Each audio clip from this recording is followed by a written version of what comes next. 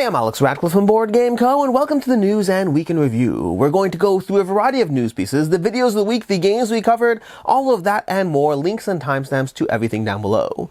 Let's go ahead and start off with the news. There's some pieces this week, nothing crazy. Oh, I guess the first one is actually arguably crazy. It's a big deal. It's just not board game crazy, it's adjacent crazy. Diamond Comics is going bankrupt. They're filing for bankruptcy over here. That is a big deal in case you are familiar with the comic book space. This is definitely board game adjacent, but not fully board games. They have been a pillar of the comic book space since forever, and they announced bankruptcy, unfortunately, so we'll see what comes next. You can go ahead and check out more news coverage on that. Again, it's board game adjacent, but definitely still very, very big news that may have rippling effects considering how big they are and the adjacency to the board game space. We also have Devir acquiring Malidito Games. So this, again, just Devir is acquiring Malidito Games to take over their publishing and whatnot with the aims to maintain continuity and boost sales in Latin America and Spain. We have Twinkle Twinkle, Merchants of Andromeda and Waddle coming to you from Allplay. This is an announced crowdfunding series. It's Allplay's newest crowdfunding campaign. Twinkle Twinkle in particular, I have played and enjoy. Expect to see coverage on that. The other two I know nothing about, but I'm sure we'll find out more about because they'll be showing us more information about those two games, so keep your eyes peeled for more of that. We also have Endless Winter. Speaking of expansions, we have Endless Winter announcing an expansion coming later this year, so possibly quarter 4 20. I think they said when will it be available? When? Quarter 4 2024 it looks like is when they are aiming for. It's going to be designed by Stan Kodonsky, the designer of Endless Winter, as well as Christian, a designer of Revive, Saltfield, and Bad Company. So they're going to be collaborating on the newest expansion to Endless Winter, and I believe they say it in the post over here. Do they say it in the post? I believe they said somewhere that it should all fit into the big box. Don't quote me on that in case I'm wrong, but I do believe I saw that somewhere. So that's what's coming up for Endless Winter in case you like that game and want to know more about it.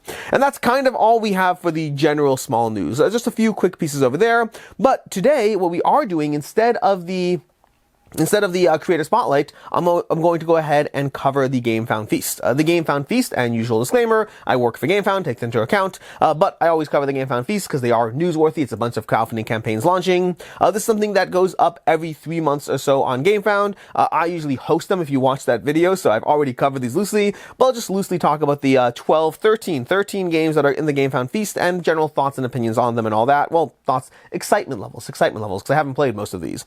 But starting from the bottom over here, I'll sort it in order of least followers to most. We have Fear Itself and the Empress deck, which are both RPG things, and they do have the lowest follower counts, which does tell me a bit that most of the people who are paying attention to the Feast are more focused on the board games. But Fear Itself actually sounds fairly compelling. I'm not going to play it because it's an RPG and I don't really dive into RPGs, but I would say that if somebody was trying to play an RPG right now with me and it was Fear Itself, I would be down to play it. It seemed very interesting, very compelling. Definitely watch my little segment with it. I went from not being interested to being intrigued by it. The Empress deck is more of a companion for RPG players to replace dice rolls and other things like that, various checks. Definitely seems like a fun accessory for RPGs. Starside is coming to you from Arkane Studio and is going to be them diving into the miniature realm, putting out a game that's going to be the type of space that things like Star Wars X-Wing or Star Wars, what's the other one? There's Star Wars X-Wing, and then there's, oh my gosh, what's the other Star Wars miniature game? I can't remember what it's called, but the other one that I'm completely blanking on. We also have Dare the Unknown, a NASA board game. We have Lying Pirates. It's going to be an expansion to, Lying Pirates. That was already out. We have the Megan 2.0, the newest iteration of the Megan table from Geek and Sun. We have Dark Rituals, which is just the last opportunity to get the base game and all the expansion content for the original campaign before they retire the molds for that. They do plan on continuing the line, but this is the last chance to get the original Dark Rituals in case you want that. We have Ascendancy Underworld, an expansion to Ascendancy.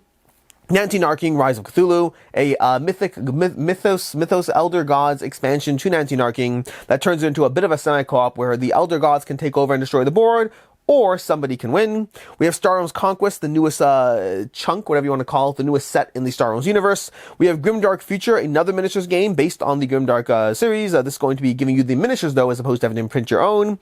We have Taboo Dungeons Sword and Sorcery, bringing you the Taboo system, but applied to the Sword and Sorcery game. So it's going to be an interesting mashup of Taboo and an already existing board game. The first time Taboo is doing that, which I'm going to be very intrigued to see what the results are like. And then we have Gothic: A Shadow's Quest, which is based on the Gothic IP, in case case you played the Gothic video game. This is going to be coming to you from THQ Nordic, who have previously done all the Gothic games and are doing this as well. And that's basically what we have for the Gamefound Feast. 13 more campaigns they'll be launching likely over the next year. In general, they're campaigns that are expected to launch anywhere between the next, month and a half to the next year or so. I would expect these are all going to be 2025 campaigns, but we shall see. And while you're over there, you can go ahead and announce the Dice Tower Gamefound campaign. In case you are a supporter of the Dice Tower, they are running their campaign right now. They just started it, so if you want to go ahead and contribute, if you benefit from their content, I usually try to shout them out every year because I've been watching them for 13 years now. I've been watching and benefiting from the Dice Tower for 13 years, and I've enjoyed their content. Whenever I wanted a board game to find out more, to learn more, well before I ever got into content creation myself, Dice Tower always had something for me. I remember watching Miami Dice on a regular basis. It was easily my favorite review coverage of anything. I still miss Miami Dice. Nice to see Sam Healy back on the show here and there. Just watched a review with Sam and Tom covering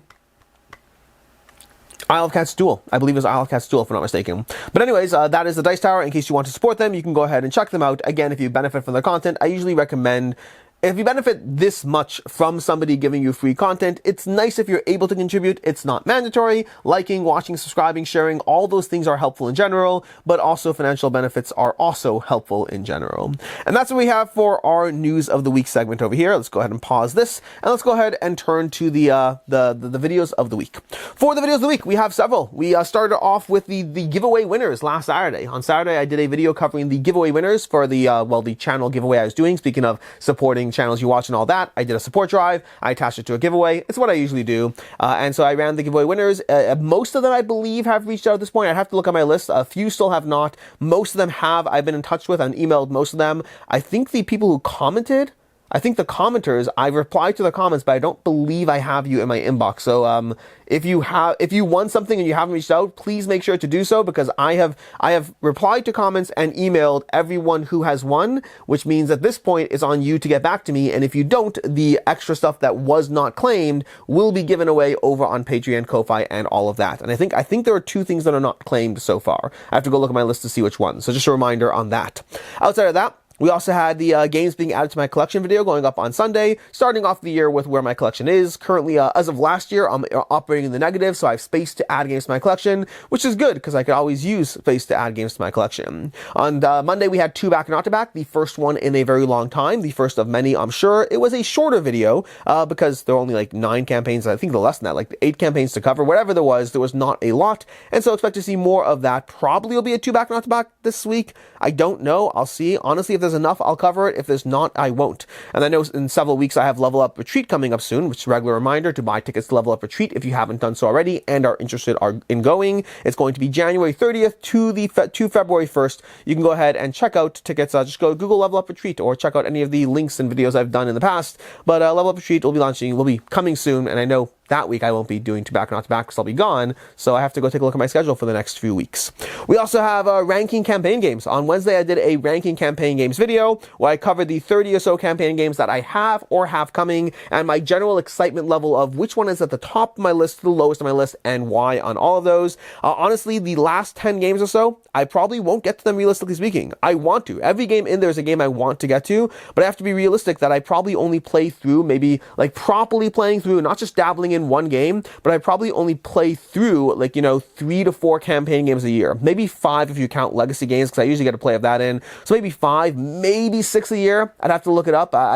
Again, it's hard to table campaign games. They're a lot more work, and so they go through them sooner. I go through them less frequently, is what I meant to say. Anyways, that's the video there. I did post an updated pinned comment because I was getting a lot of requests for information about Tidal Blades and Elder Scrolls Betrayal of the Second Era. Like, people are like, where are these on the list? Elder Scrolls Betrayal of the Second Era, I didn't think of or count as a campaign game because it's only 3 sessions. Granted, they are long sessions, so I do understand either way. I probably should have noticed something in the video. I didn't, but it wasn't in the video not because it doesn't deserve to be in the video. It's completely safe, but rather just because I didn't think of it as a campaign game. And then Tidal Blades 2, Rise of the Enfolders, that one I just forgot about and should be on the list. I am excited about that one, and that one should be on the list. It should be. Sometimes I will miss things, unfortunately, because I am human and prone to error. Past that, we had later on Friday. Friday, we had the month in review. Just going over the general month in review, the videos I've covered, the games I've covered and played, and all those various things, the highlights, the crowdfunding highlights, all of that and more just covered in the month in review. And then lastly, on Friday, we had the random questions. This one was focused actually on backing games. It was focused on just different questions around backing different games, what matters to you from the campaign page to, I don't think I actually asked about the platforms itself. I did ask about some Gamefound features, but I don't know if I asked about the platforms, but just trying to cover what things matter to you when you're backing games. What do you pay attention to? What do you want to see? What do you care about? What value are you trying to get out of backing? All of that and more covered in that random questions video. If you haven't seen it and haven't answered yet, it's a great way to go ahead and just like log your little, it's interactive. I'm looking for your feedback and your opinions, and it's welcome in that video. Plus, you can see everyone else's opinions too, in case you wanted to. That is what we have for the videos of the week, which brings us to the games of the week. The games I've covered this past week, we have several. We had Isle of Cats Duel. Speaking, I mentioned Tom and Z covering Isle of Cats Duel. I covered Isle of Cats Duel last Saturday. I thought it was an okay game. It was pretty good. It didn't blow me away. It wasn't bad. It was a totally fine experience. I prefer Isle of Cats Explore and Draw when I'm thinking of the Isle of Cats system. We have Azul Duel. Speaking of duels, we had Azul Duel that I covered on Tuesday. Really enjoyed that. Gave it a 4 out of 5. It's very good. Azul is a constant 4 out of 5 for me. I think at one point it's a 4.5, but in general it started and ended at a 4, and it briefly experienced a 4.5 at one point in its history. That's Azul in general. Azul Duel is great. I like it a lot. I think it's a good implementation of the system. That was my review together with Meg. I think we both gave it 4 out of 5s. Then there was a review for Yomi Rise of Morningstar, if I'm not mistaken. I wanted to like the Yomi system a lot more than I did. I thought it was fine. It was a 3 out of 5. It was not bad. It was not particularly amazing. It was good for what it's trying to do, but ultimately it does come down to rock, paper, scissors, bluffing, trying to predict what your opponent will do. I think people who know the system very well might be able to benefit from it more, but I don't think I'm going to play it enough to be able to get to the point where I can really see the ins and outs of the characters and predict what you're going to do or what I'm going to do based on the characters and each other, as opposed to just generally passively playing the game. So a 3 out of 5, but I think it might be better if you're willing to dive into it and invest in the system. Then there's also coverage of Dragoon Empire on Thursday. I believe it's Thursday. No, this is Tuesday. Tuesday as well. Tuesday as well is Dragoon Empire, covered by Meg. I have not played it yet as of me filming this right now, but I probably have played it by the time you're watching this. So, but Dragoon Empire, there'll be gameplay coverage of it as well. I'll tell you my thoughts and opinions after I play it, but I haven't done so yet. Then there was Windmill Valley on Thursday. Thursday we had Windmill Valley going up. That was a review from Windmill Valley, Board and Dice. I overall enjoyed Windmill Valley, but I definitely liked it more after my first play than after subsequent plays after. This is a very good system, but I think the things it does well, other games do better, and there's a few small hiccups along the way. It started as possibly being like a 4, maybe even a 4.5. By the time I got to the review itself, it's a 3.5 out of 5. A good game. Definitely enjoy it. I can recommend trying it out and playing it, but it definitely went down a little bit for me over multiple plays. And then later on Thursday, we had 5 first impression reviews. This was coverage of, well, a bunch of games. We had a coverage of Borderlands, Arena of Badassery, which is good, but I think I enjoy other games in that genre. In fact, I think I said that about most of the games in this video. There was Stock Exchange from the Op, which again was good, but didn't wow me. Even the production, I think, didn't pull me in. But again, I think it's a good general stock-taking game, or trying to be mindful of where the market's going to go and what's going to bust. But again, just didn't pull me in heavily. Tree Society was very charming. I like Tree Society a decent amount, but it is a little repetitive game to game. Ancient Terrible Things was a fun little Yahtzee dice roller. Again, a good experience. And then lastly, Detective Club was again a Detective Club was my favorite from them. That one I don't know if it will or won't stay in my collection long term, but that's primarily because I just don't know if I'll practically table it, but it easily was my favorite one from the group. But overall, it was mostly a bunch of 3.5s. Detective Club was a 4. One of them might have been a 3. I'd have to watch and check again, but that was basically where those games were. And that is basically the games we covered this past week, which brings me to today. Today, there should be 2 things going up. There'll be a Cascadia Junior review going up on the channel that I did together with my son, and then there'll probably be 1 of 2 reviews. There'll either be a review coverage or preview coverage going up later today. There might be a Hearts of Iron review from Steamforge, and there might be a Malediction preview. It depends which video gets a slot, and the other one will probably be going up on Tuesday instead. So today's a bit of a wild card. I'm not sure which video is going up later today as of me filming this right now. As far as next week there should be a bunch of things going up. There should be a 2023 games that faded list. Yes, you heard me right. That's 2023. Every year I do a series of look back videos where I take a look at a bunch of categories of top videos for the year prior. Not like 2025 looking at 2024, but 2025 looking at 2023, games that have had a full year to settle and to see where they are. I'll be doing a bunch of these lists, but 2023 games that faded is going to be the first one going up later this week, assuming schedules don't change, because schedules always change. And then also I should have a review going up for Minos. Minos, the Dawn of the Bronze Age from Board and Dice. Well, I'm not going to spoil it, even though I talked about it a little bit in my week in review, but Minos should be going up later this week as well as, of course, always a bunch of other videos.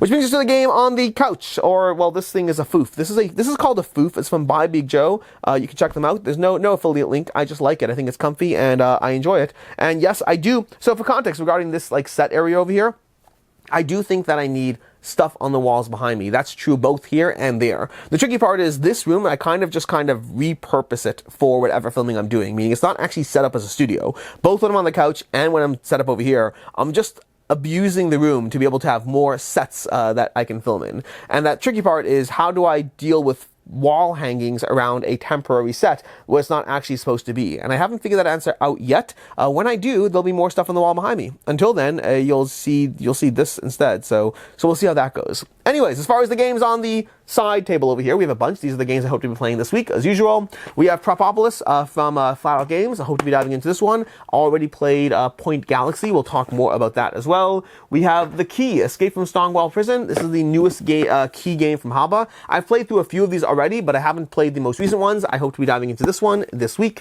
We have Animated from Walt Disney, which this is actually a tease to an upcoming video I will be doing.